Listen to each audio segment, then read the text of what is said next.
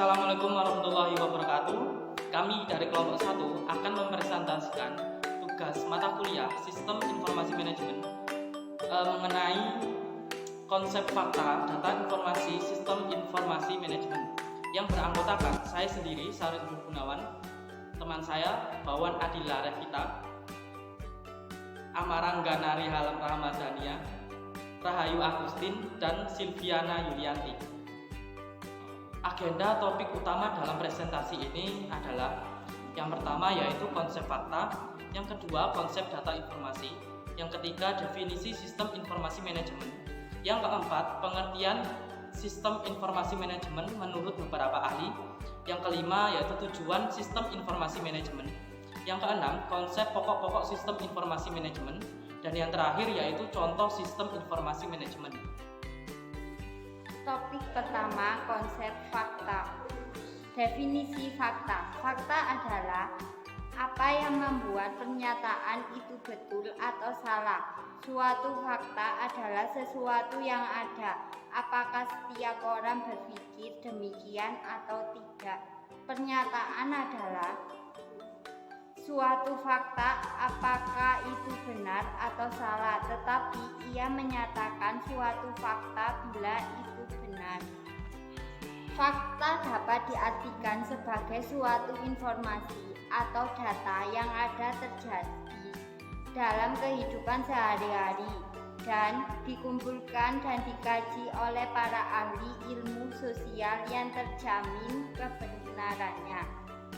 Fakta menunjuk pada kondisi yang khusus dan keberlakuannya terbatas, kurang berlaku umum. Pentingnya fakta dalam struktur ilmu pengetahuan karena fakta dapat membentuk suatu konsep dan generalisasi. Definisi data. Data adalah catatan atas kumpulan fakta. Data merupakan bentuk jamak dari datum. Berasal dari bahasa Latin yang berarti sesuatu yang diberikan. Dalam penggunaan sehari-hari, data berarti suatu pernyataan yang diterima secara apa adanya. Pernyataan ini adalah hasil pengukuran atau pengamatan suatu variabel yang bentuknya dapat berupa angka, kata-kata, atau citra. Data yang berupa angka-angka disebut data kuantitatif, sedangkan data yang bukan angka disebut data kualitatif. Berdasarkan cara memperolehnya, data kuantitatif terbagi atas data diskrit dan data kontinu. Data diskrit adalah data yang diperoleh dengan cara menghitung, sedangkan data kontinu adalah data yang diperoleh dengan cara menghitung. Sistem informasi manajemen. Pengertian sistem informasi manajemen.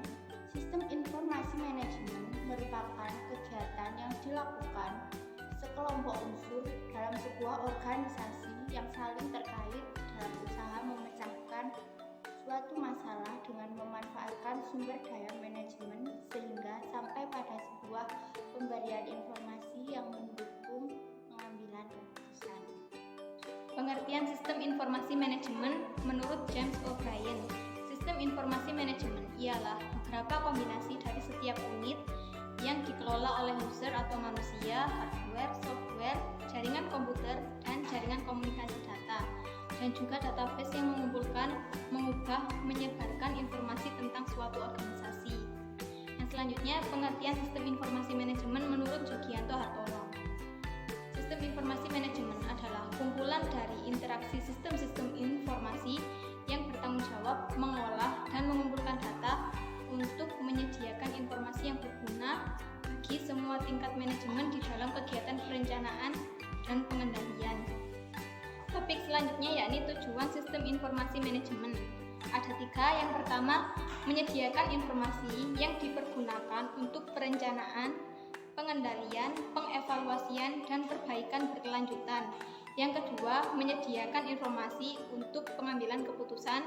Dan yang ketiga, menyediakan informasi yang akan dipergunakan dalam perhitungan harga pokok rekrutmen, dan tujuan-tujuan manajerial lain. Konsep-konsep pokok sistem informasi manajemen. Yang pertama, konsep informasi yaitu informasi menambahkan sesuatu pada penyajian yang berkaitan dengan waktu dan mutu. Kemudian yang kedua, konsep manusia sebagai pengolah. Apa itu? Yaitu membahas mengenai kemampuan sumber daya manusia sebagai pengolah informasi. Kemudian yang ketiga, konsep sistem, yaitu sebuah rancangan pada sebuah sistem informasi. Kemudian yang keempat, konsep organisasi dan manajemen, yaitu sebuah organisasi dan dirancang untuk mendukung fungsi manajemen. Kemudian yang kelima ada konsep pengambilan keputusan, yaitu teori keperilakuan pengambilan keputusan dalam sebuah organisasi. Dan yang terakhir ada konsep nilai informasi, yaitu untuk memperoleh gambaran mengenai kondisi yang dihadapi perusahaan. Sekarang kita beralih dalam contoh sistem informasi manajemen.